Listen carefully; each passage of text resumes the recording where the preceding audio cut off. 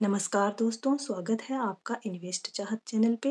दोस्तों, आज हम ये जानेंगे कि कंपाउंडिंग का पावर म्यूचुअल फंड में काम कैसे करता है। साथ के साथ हम ये भी जानेंगे कि क्या म्यूचुअल फंड के द्वारा हम अपने लिए अच्छी वेल्थ क्रिएट कर सकते हैं। कंपाउंडिंग के पावर को हम प्रैक्टिकल एग्जाम्पल के द्वारा समझेंगे, क्योंकि इसके कॉन्सेप्ट के बारे में आपने बहुत बार सुना होगा। कुछ लोग आपको ऐसे मिलेंगे जो कहेंगे कि ये कंपाउंडिंग म्यूचुअल फंड या स्टॉक में काम ही नहीं करता, क्योंकि यहाँ तो मार्केट है वो क्रेश होता रहता है। तो आज के वीडियो में आपका सारा डाउट है वो क्लियर हो जाएगा। अगर आप ये बेसिक कंसेप्ट नहीं समझोगे कि लॉन्ग टर्म में आपका इन्वेस्टमेंट कैसे ग्रो करता है, तो लॉन्ग टर्म के लिए इन्वेस्टेड रहोगे ही नहीं और फोकस के साथ बहुत कुछ अचीव कर ही नहीं पाओगे।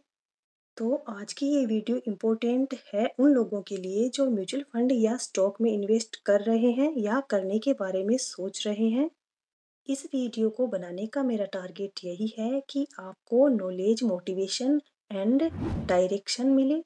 अपन यहाँ दो फ्रेंड्स का एग्जांपल लेते हैं जो कि अलग-अलग जगह इन्वेस्ट करते हैं। फिर इनके पोर्टफोलियो का डिटेल्स में एनालिसिस करेंगे और ये समझेंगे कि कंपाउंडिंग है वो काम कैसे करता है। तो फ्रेंड्स, सपोज करो कि फिलहाल 2001 चल रहा है। दो दोस्त हैं, रोनी एंड शोकी। दोनों ही इन्वेस्टमेंट करने के लिए अच्छा ऑप्शन चुन रहे हैं। रॉकी को कंपाउंडिंग स्टॉक इन्वेस्टिंग के बारे में कुछ पता नहीं है, तो वो ऐसी पॉलिसी में इन्वेस्ट करता है जहां उसे फिक्स गारंटेड रिटर्न मिलता है, जैसे कि एफडी या गारंटेड इनकम पॉलिसी।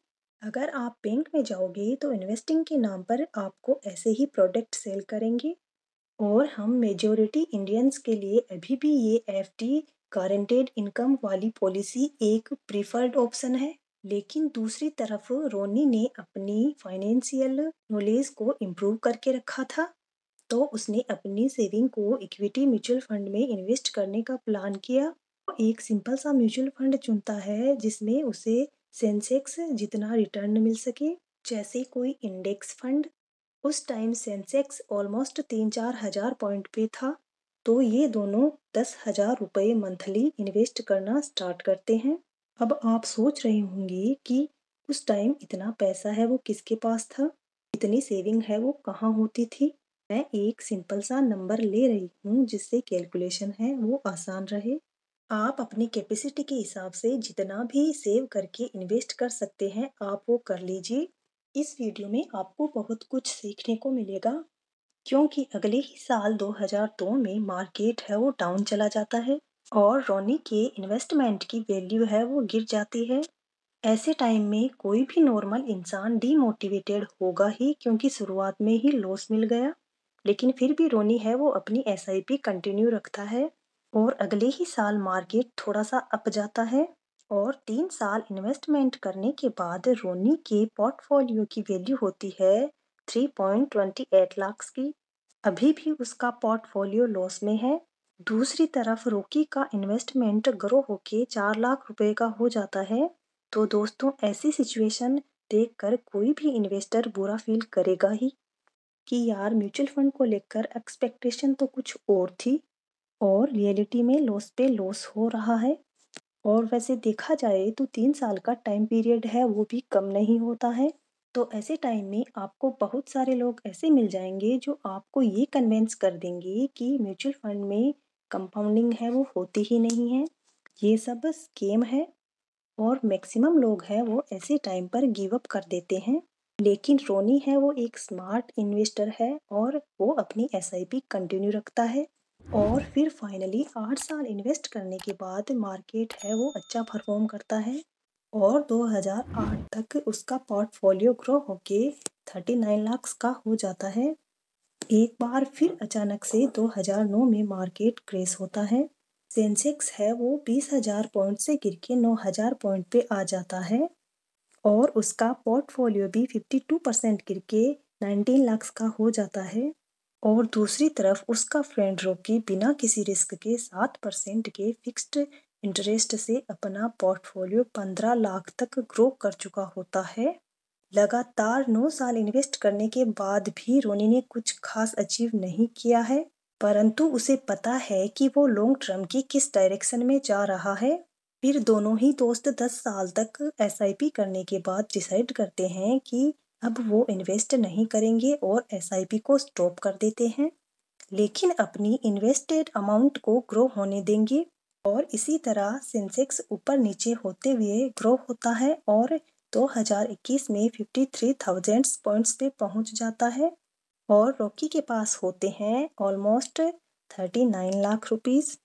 लेकिन वहीं रोनी के इन्वेस्टमेंट की वैल्यू होती है 1.13 करोड़। अगर अपन इसके बाद 10 साल का फ्यूचर एस्टिमेट करेंगे तो मैं 15% का रिटर्न लेती हूँ। फ्यूचर में क्या होगा हमें नहीं पता है, हो सकता है अगले 2-3 साल में भी मार्केट क्रैश आ जाए। लेकिन अगर आप लॉन्ग टर्म के लिए इन्वेस्टेड रहते हो तो मार्केट क्रैश में आपका पोर्टफोलियो भी डाउन जाएगा। जैसे जैसे मार्केट रिकवर करेगा आपका पोर्टफोलियो भी रिकवर करेगा। तो दोस्तों इंटरेस्टिंग बात ये है कि हो सकता है पहला 1 करोड़ जमा करने में आपको 20 साल का टाइम लग जाए, लेकिन दूसरा करोड़ सिर्फ 5 साल में आ सकता है और उसके बाद का तीसरा करोड़ 3 साल में आ जाएगा और चौथा करोड़ सिर्फ 2 साल में ही आ जाएगा।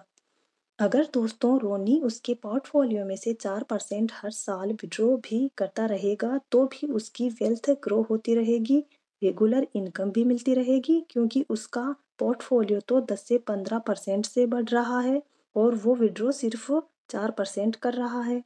अगर रोकी जिंदगी भर भी ऐसी जगह इन्वेस्ट करता रहेगा जहां उसे 8 से 9% गारंटेड रिटर्न मिलता रहेगा तो भी वो रोनी के आसपास कभी पहुंच ही नहीं पाएगा।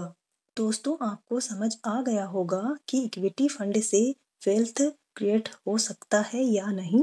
दिखने में ये जितना सिंपल है उतना है नहीं, क्योंकि लोग बहुत सारे मिस्टेक कर लेते हैं जिसका एहसास उनको काफ़ी लेट होता है। और बहुत से लोग तो ऐसे मिलेंगे जिनको अपनी गलतियों के बारे में पता ही नहीं लगता है।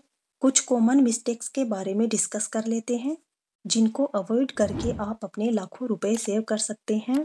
तो सबसे पहला लेसन हमको एग्जाम्पल से ये मिलता है कि जब आप इक्विटीज में इन्वेस्ट करते हैं तो आपका पोर्टफोलियो स्ट्रेट लाइन की तरह ऊपर नहीं जाता है।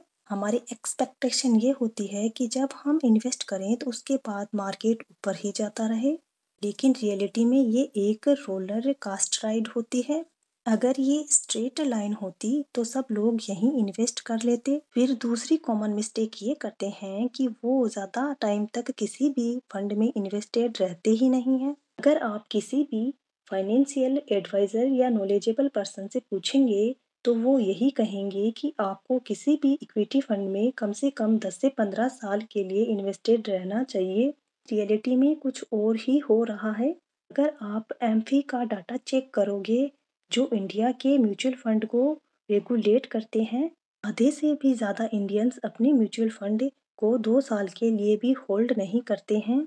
आप खुद देख सकते हैं कि 5% लोग म्यूचुअल फंड में 1 महीने से भी कम टाइम के लिए इन्वेस्ट करते हैं। इसके अंदर भी लोग ट्रेडिंग करते हैं और 40% लोग ऐसे होते हैं जो अपने म्यूचुअल फंड को बाई और सेल कर देते हैं और एग्जिट फीस अलग से पे करते हैं। 1 साल से पहले एग्जिट करने पर 1% की फीस चार्ज होती है, फिर उस पे टैक्स भी पे करते हैं। एक अच्छी वेल्थ क्रिएट करना और कंपाउंडिंग के पावर को यूज करना तो बहुत दूर की बात है, लोग एक्स्ट्रा फीस पे करते रहते हैं। इसका मेन रीज़न ये होता है कि लोग मार्केट मूवमेंट को डेली बहुत क्लोजली वॉच करते हैं। मार्केट को प्रेडिक्ट करने के चक्कर में रॉन्ग टाइम पर बाई और सेल कर देते हैं। फिर लोग तीसरी कॉमन मिस्टेक ये करते हैं, छोटा सा अमाउंट इन्वेस्ट करते हैं फिर उसका एब्सोल्यूट रिटर्न कंपेयर करते हैं। अगर आप 10 साल पहले कोई 50 लाख की प्रॉपर्टी खरीदते हैं और आज उसकी वैल्यू 1 करोड़ की होती है तो ये 7% का कंपाउंडिंग इंटरेस्ट होता है। और अगर आप 5,000 रुपये किसी म्यूचुअल फंड में इन्वेस्ट करते हो और 5 साल में ग्रो होके 10,000 रुपये हो जाता है तो ये 15% का कंपाउंडिंग इंटरेस्ट होता है, क्योंकि यहाँ आपका पैसा है वो 5 साल में डबल हो गया है। एक और कॉमन मिस्टेक ये करते हैं कि या तो वो खराब फंड चुन लेते हैं या हाई एक्सपेंस रेशियो वाले म्यूचुअल फंड में इन्वेस्ट कर देते हैं। एक्सपेंस रेशियो का मतलब होता है फीस। जितना ज़्यादा आप फीस पे करोगे तो लॉन्ग टर्म में आपका रिटर्न उतना ही कम होता रहेगा। ज़्यादा फी पे करने का एक रीज़न ये भी होता है कि लोग रेगुलर प्लान में इन्वेस्ट कर लेते हैं। रेगुलर प्लान का मतलब ये होता है कि आप किसी एजेंट के थ्रू म्यूचुअल फंड में इन्वेस्ट करते हैं तो एक छोटा सा कमीशन उस एजेंट को मिल जाता है जो आपके पोर्टफोलियो का 1% होता है। Best things for good return. SIP investment. Every month कुछ फिक्स अमाउंट आपके अकाउंट से म्यूचुअल फंड में ऑटोमेटिक इन्वेस्ट हो जाता है। लोन की ईएमआई की तरह, जैसे जनवरी में 100 रुपये, फरवरी में 100 रुपये, मार्च में 100 रुपये। इस प्रकार आपका कंटिन्यू इन्वेस्टमेंट ही एसआईपी होता है। Diversified portfolio. एक mutual fund large cap category से, एक mutual fund mid cap category से और एक स्मॉल कैप कैटेगरी से आपके पोर्टफोलियो में होना चाहिए। इस प्रकार अलग अलग कैटेगरी के म्यूचुअल फंड रखने से रिस्क है वो कम हो जाती है। लॉन्ग टर्म इन्वेस्टमेंट करके ही अच्छी वेल्थ है वो क्रिएट की जा सकती है। कभी भी बाई एंड सेल करके एक्स्ट्रा फीस नहीं पे करनी चाहिए। तो फ्रेंड्स, ये था हमारा आज का वीडियो। अगर आपको हमारी वीडियो अच्छी लगती हो तो नीचे लाइक का बटन जरूर क्लिक करें और इसे अपनी फैमिली और फ्रेंड के साथ ज़्यादा से ज़्यादा शेयर करें। और अगर आपने अभी तक हमारे चैनल को सब्सक्राइब नहीं किया है तो प्लीज़ इसे सब्सक्राइब भी कीजिएगा। थैंक्स फॉर वॉचिंग इन्वेस्ट चाहत। जय हिंद, जय भारत।